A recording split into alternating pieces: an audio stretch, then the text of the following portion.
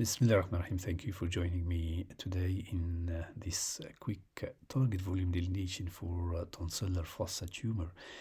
When we discussed it in our last online lecture, I just mentioned that the delineating a tumor in the tonsillar fossa, where you can see it clearly, is much easier than, especially the local advanced one, is much easier than a small tumor that was in like a tonsillar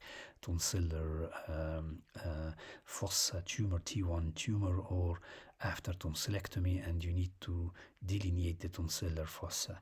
So according to my colleague, they just wanted to know where to start and where to end. And the second question is how to make it so quickly and in an easy way. So I will try to simplify it as much as you can. So although there is a tumor on the left side, but we will focus on the tonsillar fossa on the right side.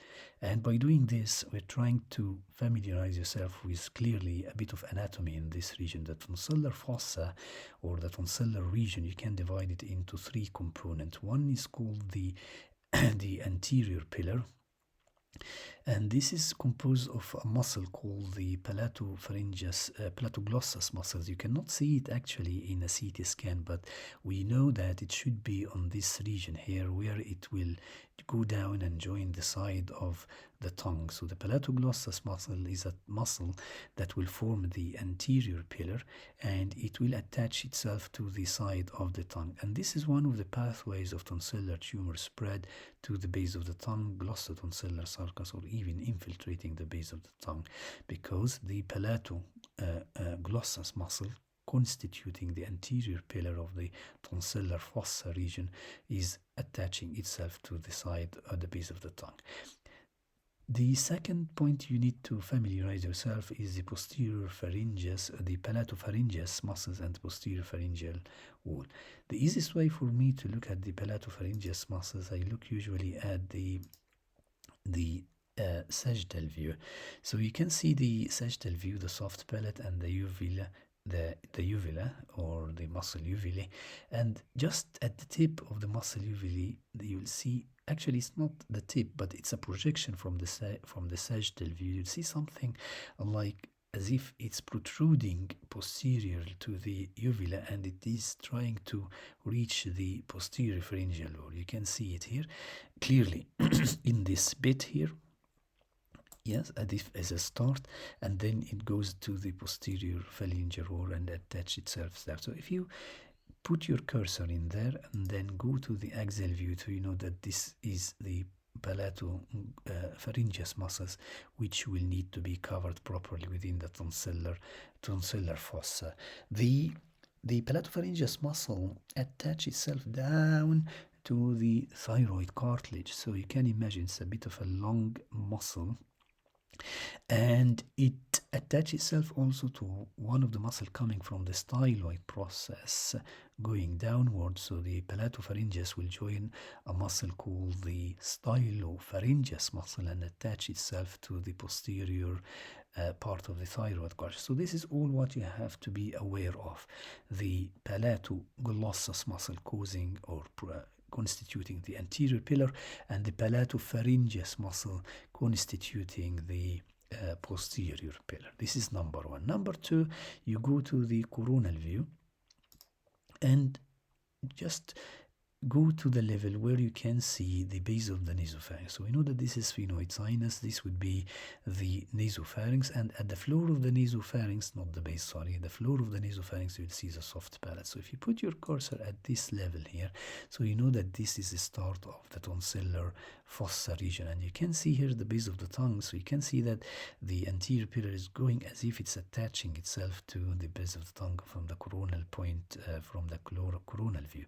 So if you put your cursor at this level, you know that this is the tonsillar fossa, and this would be my anterior pillar. So most likely you can start your delineation at this level. So let's say it's a CTVP tonsil. Take your brush and put something in there. When you put it, you may think, oh, should I go more anterior? Should I go more posterior? What I would recommend it is just kind of a square kind of thing. Don't go to laterally to include the constrictor muscle. I think we talked about it before. This is the constrictor muscle. Actually, the constrictor muscle will not reach the mandible. If you remember, we talked about it before, and we said that it will attach itself to a raphe. The raphe is called the pterygomandibular raphe, and this pterygomandibular raphe will attach the pharyngeus muscle to the mandible. So if you stop the superior constrictor muscles to something like that, this will be the constrictor muscles of the pharynx, and then going to the posterior pharyngeal wall and going to the other side. If you remember, we did this lecture in another, what we call it, the risk organs, and see how we can delineate the pharyngeus muscles at that time. I think we discussed it in more details on that time. So the first cut, we already did it. Let's say we agreed that this could be then you just remove it, and it will be kind of a square something, or based on the space, whatever you think it's the space you can see. And you just go down few cuts. When you go down to the middle, let's say the middle, to the fossa, you can see it here from the coronal view. We are very close to the middle of the tonsillar fossa region, or the middle of the oropharynx, sorry. You'll see some structures here and the bulge. This bulge is what we call it before the posterior pharyngeus muscles. If you remember from the sagittal the palatopharyngeus muscle from the sagittal view, I told you that this would be the palatopharyngeus muscles. So most likely that this would be the anterior pillar still going towards the base of the tongue, and then this is superior constrictor muscles on the lateral side, and then the palatopharyngeus muscles will be covered, and then there will be the posterior pharyngeal wall. Usually we are very close to the posterior pharyngeal wall. And if you notice in this level, the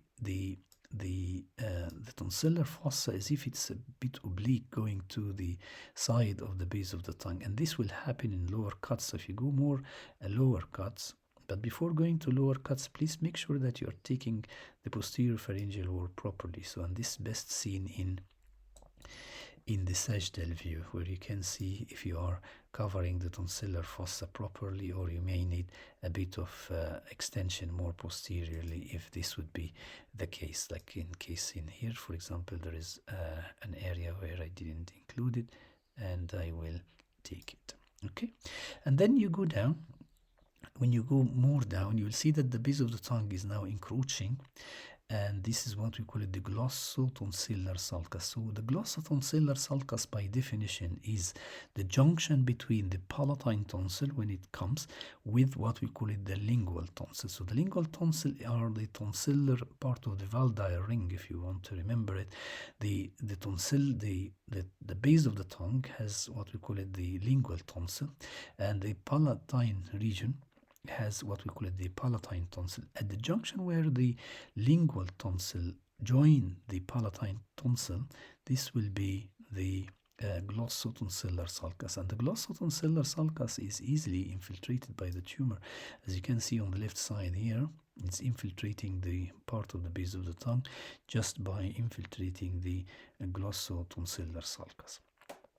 On this side as well, you can see that the tumor is infiltrating the posterior pharyngeal wall, and that's why I usually just make sure that I'm covering the posterior pharyngeal wall properly. Although the retropharyngeal lymph node region will be part of our lymph node target volume delineation, but you don't have to do it in your primary structure, because some would criticize you if you are going to do that.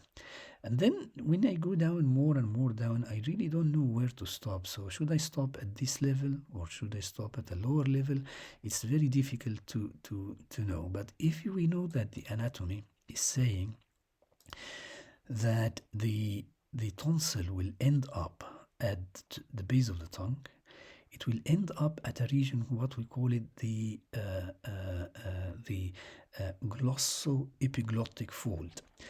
We have three glossoepiglottic fold. One is called the median glossoepiglottic fold. It's a median structure in the middle, attaching the epiglottis to the tongue, the glossoepiglottic fold. But there is also what we call it the lateral glossoepiglottic fold.